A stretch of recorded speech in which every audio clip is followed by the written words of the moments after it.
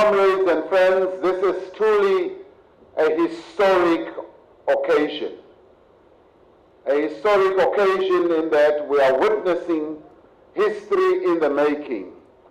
We are witnessing a great movement reuniting itself. And I'd like to say that initially I had discussions with President Salva Kiir before coming here, and thereafter I had discussions with Comrade Deng Alo and also with Comrade Taban Deng. And when I had a discussion with Comrade Deng Alo and Taban Deng, who we've been dealing with on a number of issues over the past 2 years or more. We've been meeting in Addis Ababa, in Nairobi, in Pretoria in South Africa, and many other places, trying to find ways of forging peace and reconciliation between the various entities of the SPLM. This afternoon, when I saw Comrade Deng Alo and Comrade Taban Deng, they expressed some doubts about coming to this special convention. And they said to me, we don't know how we are going to be received. Maybe we shouldn't go.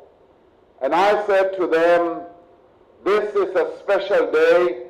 I would like you to come because President Salva Kiir will welcome you. And I'm really pleased that they are here today. I'm particularly happy that they have spoken about unity. They have spoken about the reunification of the SPLM. Let's give them a big round of applause for having come here.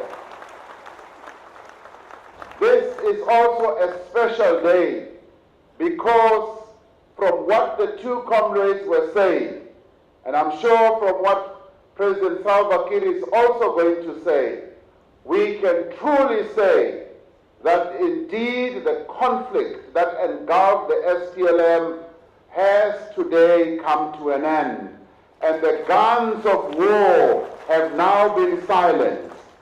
Comrade Taban himself said, there is no more going to war, which means that there is a permanent ceasefire coming from his mouth. And I think we should applaud that and say thank you to the leadership that finally we can say, yes, South Sudan is now marching to peace, marching to the end of conflict and strife. And this is being demonstrated by the presence of these two comrades who are here. The vision that is contained in the Arusha Agreement, signed by the leaders of the SPLM, is a vision that can take this country forward. It was supported and shared by leaders of the people of Tanzania, people of Kenya, Ethiopia, Uganda, South Africa, and the entire continent. Yes, it is also a vision that is supported by those who are supporting the peace process in South Sudan from the international community. The international community must be applauded for the tremendous role that it has played in bringing South Sudan where we are today. Let us also give them a round of applause because they have had the interest of South Sudan at heart. Your people are the people who have suffered throughout this whole conflict. And today we honor you. Today we applaud you as a visionary leadership that is saying, we want to bring the end to the war, we want to bring an end to conflict, and you want to put the interests of the people of South Sudan ahead for the sectional interests of individuals. And that is what we want to applaud. And today as CCM and ANC, we stand here to thank you for what you are doing. We owe it to those ordinary people of South Sudan to ensure that this convention adds rather than subtract from the efforts directed at the unification of this revolutionary movement of the people of South Sudan. The people of South Sudan want to see development. Beyond this reunification process and beyond the formation of the government that President Salva Kiir will be announcing shortly, in a few days or whatever, the people of South Sudan expect that the process of developing South Sudan will now start in earnest. The people of South Sudan expect that the leaders that are going to be put into key positions are going to work for the people of South Sudan and not for themselves or their own pockets.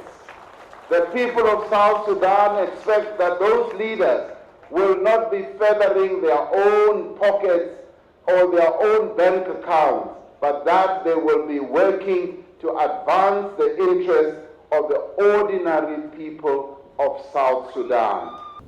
This extraordinary convention is convened to deliberate and approve the amendment of the SPLM Constitution and the Manifesto. The Arusha Reunification Agreement has been incorporated into the Constitution and other basic documents with the overall objective of revitalizing the Sudan People's Liberation Movement and ensuring its registration as required by the Political Party Act 2012. Before I proceed with my statement, I would like to take this opportunity and in the spirit of Arusha Agreement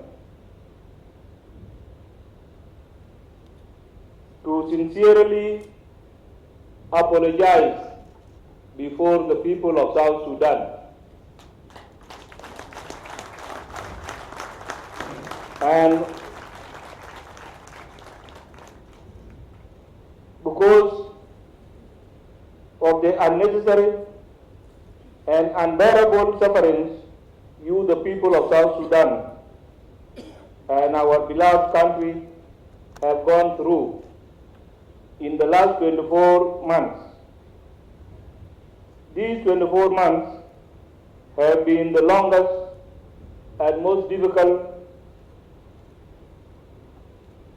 of my journey, the difficult months of my journey.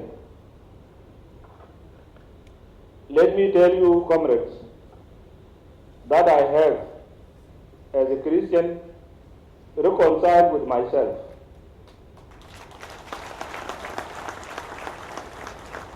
Which is an important step for all of us as one people and one nation to reach out to each other and reach a point of harmony and unity within ourselves and with our neighbors, so that